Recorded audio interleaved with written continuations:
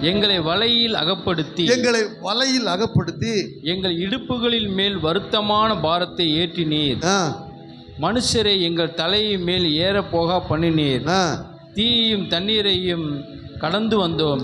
செழிப்பான இடத்தில் எங்களை கொண்டு வந்து. எதுக்கு வலை வீசினாருங்க? செழிப்பான இடத்திலே கொண்டு வந்து விடுவதற்காக தேவன் ஒருவன் மேல் வலையை போடுகிறார். ஹல்லேலூயா. அப்ப தேவன் போடுற வலையின் முடிவு செழிப்பு, நன்மை, ஆசீர்வாதம், ஜீவன். அதனாலதான் சில நேரத்தில் நம்ம மேல வலையை போட்டு ஆண்டவர் இழுக்கிறார். அவர் இழுவைக்கு நம்ம வந்துடணும். ஹல்லேலூயா.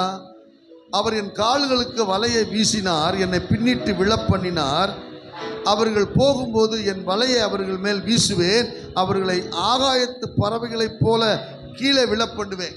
எப்பிராயிம் தேசத்தார் அசிரியா தேசத்துக்கு போகும்போது அவங்க ஆண்டவர்